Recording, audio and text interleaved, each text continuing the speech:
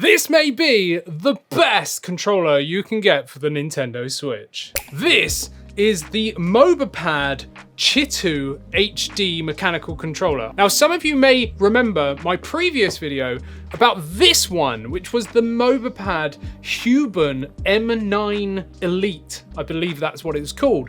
And I thought this controller is absolutely amazing because basically it is. This controller could do pretty much everything. The only thing this was lacking was Hall effect joysticks. Now, Mobapad told me, we're making one with Hall effect joysticks, and I just thought it was going to just be the exact same controller again with some Hall effect sticks, but it's not. It is turned into this controller, which is the Chitu HD. So on the back it says Hall effect sticks. Woohoo! We love Hall effect these days. We got mechanical buttons and HD linear motors, apparently macro programming and gyro. So let's just take it out and have a look, shall we? But this is a really nice manual, to be honest, because it's actually all in English, which I really liked, because the original Mobapad stuff was all in Chinese. Now, yes, I am saying this is a Switch controller, mainly because that's what I'm going to be using it on, but it is actually just a Bluetooth controller that can be used on PC as well. So they advertise it for the Switch, but you can use it on PC. You can use it wired on the PC as well. You can use it on Apple devices, iOS version 13 or above. You can connect to Android devices as well. And then we've got some other stuff which we'll go into. We get a different D-pad just there, so that's implying the D-pad is not like that. And we also get a USB-A to USB-C charging cable, which is definitely nice to see. And this, whoop, is the controller. There we go. That is the Chitu HD. Now, straight up, I actually really like this, and I'll tell you why. Because it is the Switch Pro controller shape, right? So if we just have a look at the Huben Elite, right? That's an Xbox shape. And don't get me wrong, I've got no hate towards Xbox controllers. I actually really like the over-exaggerated angles because it's just so ergonomic. But there's just something about the Switch Pro controller that just feels comfortable for me. I'm not sure if it's just my hand size or what. I just like the kind of design of it. I really, really do. But you can't go wrong with either of these shapes. But I was certainly happy to see the sort of design layout of a Switch Pro controller, especially with the fact that this has, you know, a Switch layout. Straight up, this is the controller. I love the colors. Like, I really like the Mobapad going with this kind of like off gray, like colorway, and this kind of like muted red. Like, it's just cool. Like, I genuinely like that. It might not be for you. Everyone's got their own taste, right? But for me, I really like that. And this is a solid controller. It's all one big shell on the faceplate, all one big shell on the backplate, and the material is so nice. Like, it really, really is. It's such a nice feel to it. Like, I can't really stress how well Mobapad make controllers. They really do. All of the controllers I've tried from them have been top quality. They really, really have, like, in terms of the finish and feel. We've got this really nice, like, material on the edges there, which give you grip. So we've got grip all around the front horns there. We've got grip all the way around the back horns there as well. We've got our M1 macro button. We've got our M2 macro button. We've got our sync button in the middle. We've got our R2, R2, L2, R1, and L1, so they actually still put like ones instead of ZR and ZL, which just threw me off then. I was thinking, hey, R1, R2 for Switch? So that's a little bit different. Even though this is like a Switch layout, it says L1, L2, R1, R2 instead of L, ZL, ZR, and R. There we go, I've got it, right? And then on the front, we've got our face button. So we've got A, B, Y, X, just like the Nintendo Switch. We've got a plus, minus, just like the Switch. We've got screenshot, home, just like the Switch. On the bottom here, we've got a settings button just there. And we also, for the macro, and then we've also got turbo just there. Now, of course, you can see that this is different. So this is actually more akin to an Xbox Elite controller, right? We've got this sort of like dome dish thing. And I must be honest, I've not really ever used the D-pad with the dish on it, right? This like thing just here, but just rolling my fingers around it, it actually feels pretty good. So I can see why people like that. But if you don't like that, then we can actually change it. So you just pull it up and you can see it's like keyed, right? In terms of it has to go in a certain way and then it clicks in. And if I like just pick up the controller from this, it's not actually going to fall off. So that's not like awful on there. But then we have this one. Now, you can just push that in and have a normal D-pad if you want, but you know, I'm actually going to keep the dome thing on it because I prefer that. So there we go. I quite like the look of it with that, and it feels quite nice actually, so that's pretty cool. Then we've got the sticks, right, which are the Hall effect sensing joysticks, which I'm so happy about. What you can also do is actually keep pulling, and then you can pull the caps off. So with this one, it actually came with different caps for the joysticks in the box. So you had like short ones, long ones, whatever, different grips on them and all that stuff, right? So you could actually, if you've got one of these, you could actually switch the joystick caps over for that. But sadly, they don't actually give you any. So they've kept that feature, but they've not actually given you any caps, which is a little bit sad. Like, I don't know why, because, you know, I expected to see them in the box, especially when they give you an extra D-pad, right?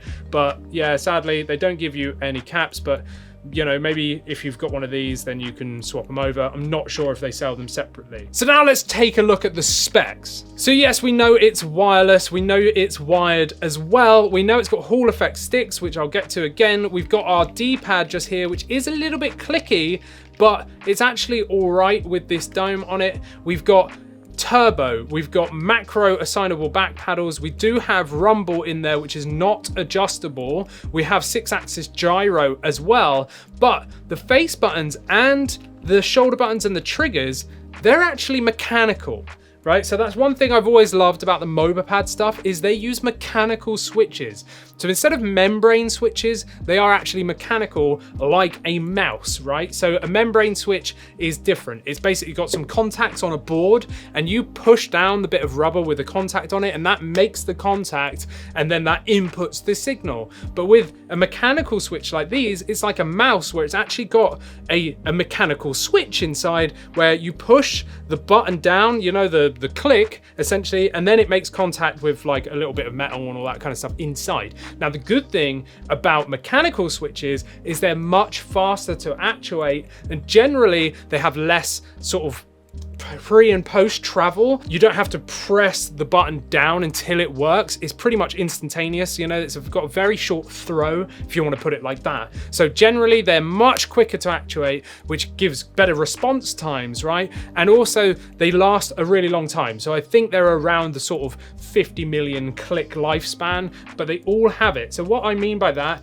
is they click just like a mouse, and you can see how fast they actuate. Like as soon as I press that, it's clicking, so it's registering straight away. So they're super fast, and you can spam it much faster than you can do with a membrane, because the membrane is real mushy and you have to keep pushing it, right? This clicks down and then comes back up straight away, and it's really, really fast at actuating, which I really like that. But the triggers and the shoulder buttons also have that. So they also have mechanical switches, which again means you can like really quickly like hair trigger fire. Now these don't have analog triggers, they are digital, but of course we've got that mechanical switch, right? So you can really get some speed on these. So if you like that sort of fast motion, you can do that. Let's just have a sound test. Obviously being mechanical and then most likely using the same switches, they should all be consistent with one another, as opposed to membrane where one's more mushy, one's less mushy. It really annoys me, but mechanical switches are awesome. The only downside is how loud they can be. So if you're playing in a quiet area, they can be quite loud, so you might annoy someone if there's like, you know, if you've got headphones on or whatever, but this is what it sounds like.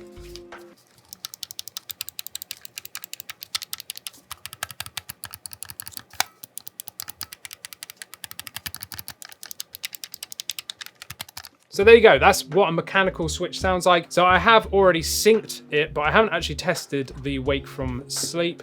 So let's give it a go. Are you gonna wake from sleep? Yeah, there we go. So it does also have wake from sleep. So I'm now in, you know, Zelda. So with a turbo, what turbo means is that you can rapid fire a button and like assign it, right? So if I press Y, which is my attack, you know, and keep pressing it like this, that's effectively what I'm going to have to do without doing anything. So I'm going to press the macro button here and Y at the same time, right?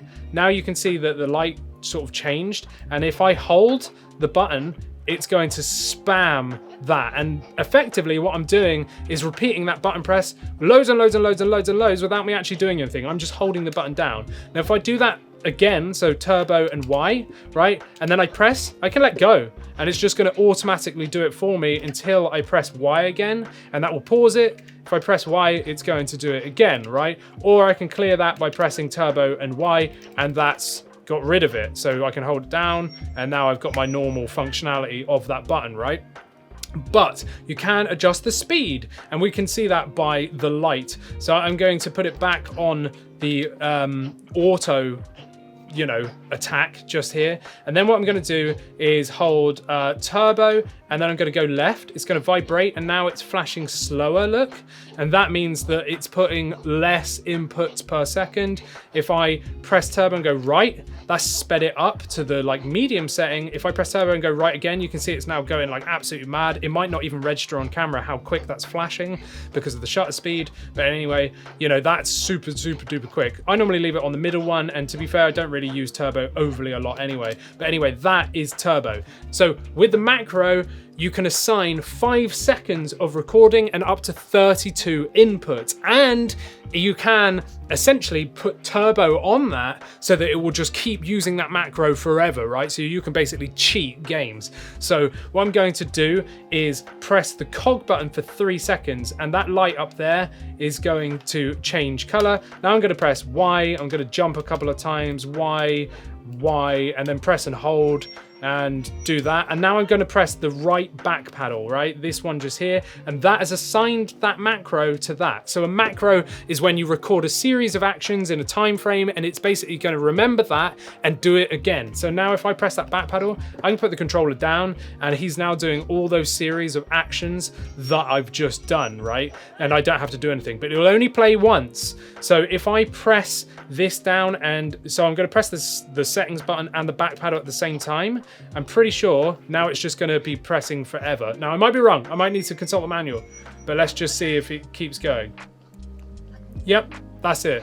It's doing it. So all you do to do this is settings and that macro button, and it will just keep doing it for you, but you can't really do anything, you know, to change that. So that macro will just keep playing. Yeah, okay, I can move when I can, but I'm still going to be doing that kind of stuff, and I can change the, like, you know, angle of the camera, but that macro will just keep going and keep going and keep going. Now, to disable that, I can press this for a few seconds and until it goes purple, and then press that back paddle, and now that back paddle has been reset, so nothing is happening there. Now, the disadvantage of this is this does not have a button swap, and that makes me really sad, because I really like it when there's a true button swap which is separate from macro. So macro assigns a series of actions over time, right? But button swap just moves the functionality of the button to the back paddle. This doesn't do that. All you can do is record like a one input macro to that back paddle. So I'll show you what I mean, right? So with this, I can hit with Y. So I'm going to press the settings button, going to wait for that to go like that. I'm going to press that, and on the back there, and now I've assigned the back paddle to hit, right? But if I press and hold that back paddle, nothing happens, because I've just recorded a 1 second input of Y. Whereas with Y, if I press and hold it, I'm going to actually charge up Link's, you know, attack here. So you can't reassign a button to the back paddle. It is just a macro back paddle, which, you know, is what it is. Sadly, I prefer button swap, but, you know, that's okay. So that's pretty much all the features, right? But we've got the Hall effect sensing joysticks. So if you don't know what Hall effect sensing joysticks are, basically they use an electromagnetic sort of field to input your signal. So when you move it, right, it's actually with magnets inputting the signal. So there's no contact. It's frictionless because it's using magnets, right? Whereas with a traditional potentiometer module in normal sort of controllers like the Joy-Cons, it actually has a friction to input that signal, right? And the problem that causes drift is dirt, detritus, dust, whatever you want to call it, can get in there, and over time, or the paint off the controller, whatever, over time that can get jammed up and it can miss input, and it can cause drift where, you know, you're standing still and you're just drifting around, and you're not even doing anything, right? And that's because the joystick itself is basically damaged, and that's because of dust and dirt and whatever that, you know, gets in there over wear and over time. It can take a long time, or with the Joy-Cons, obviously it can happen pretty frequently, but Hall effect sensing joysticks will never drift because they're using magnets. Now, I also find them to be a lot nicer in feel because of the frictionless, because it's using that magnetic field. It just feels really nice, but there is another benefit. Because it's using magnets, the input is so much faster that you have less dead zone because it's quicker to react, right? So I can show you that on this. So I'm barely moving that stick and the camera is moving very slightly, right? And I've barely touched it. It's quite hard to sort of get a small touch on this. There we go. So I'm hardly touching it, and you can see there's no dead zone whatsoever. So not only are you getting a much more accurate joystick, you're also getting one that's going to last a much greater time, right? Whereas this one has potentiometer sticks. They don't feel as nice, and you know, they have drift and they're a bit slower. Well, they don't have drift, but they can drift, right? And they have dead zone. Only a minor dead zone, but it still has more dead zone than this one just here. So that is why everyone loves Hall effect sticks, and I do too. I absolutely love Hall effect sticks. I will choose Hall effect over non-Hall effect any day of the week, right? But let's just have a quick look at these two. So this is the Huben M9 Elite, I believe it's called, right? So this came with all those different height joysticks that you can swap over, and it also has like removable face bits. Right, there we go. So you can take the faceplate off, and the only reason you can do this is because you can actually change the buttons, right? So it comes with an Xbox layout button in the box, and you can basically swap them over. So if you don't want a Switch layout, you can use an Xbox layout, and then you can pop this back on and then click it all down, and there you go. But, you know, to me, that's just more things that could go wrong. You know, you might take this off and snap the clip and then it never clips down again or whatever, you know. Granted, you're probably only going to swap that once, but that was one thing that was kind of annoying. Now this has Hall effect triggers like this, but not Hall effect sticks, which was again kind of annoying, right? We also have different throws on these, so they're only digital, but you can actually change it to like a half throw or like a full throw, which is cool. I like that, but again, it's just something that I would never really use because I don't really care, to be honest. It's got larger sort of back paddles here, and what we've got here is different types of rumble. So it's got a HD rumble and linear rumble, or you can even turn it off, whereas this one has just got normal rumble and you can't adjust it, right? But there's so many things you can do with this, but to be honest, there's so many different parts on this that could go wrong, and you know, you can feel that this is all different like sections. I just prefer this. This feels more rigid. It feels more solid because it's all just one big thing, right? And I actually really like the small back paddles because they fit perfectly into your hands. You know, like when you're holding this, your fingers rest naturally on those macro paddles, and I really like that. So that's pretty much the difference between these, and to be honest, I would choose this mainly because of the Hall effect sticks. But you know, if you prefer the Xbox style and you don't care for Hall effect, well then check this one out because you get more stuff in the box, but they're about the same price. So this is about $80. They're expensive controllers, right? And to be honest, if I'm going to be paying like $80, I want Hall effect sticks, right? So yeah, okay, this has a bit more to it. You can change the rumble, you can change the throw of those triggers, and you can change the face buttons, and you can change the joystick caps. But I don't care, personally. I'd rather just have a more solid controller like this that can do pretty much anything that I want. And that is what the Chitu HD does for me. And I actually really rate this. I think it is too expensive. I think it should be like $50, maybe $60. But you know, that's the only thing. The other thing is obviously this is an Asian market controller, so it is a little bit of a pain to get in the UK or maybe even the US, because you have to get them from places like AliExpress, which is basically kind of like Amazon Marketplace or eBay, but in Asia. So you just got to be a bit like careful when you're ordering from places like that. If the price seems too good to be true, it is too good to be true.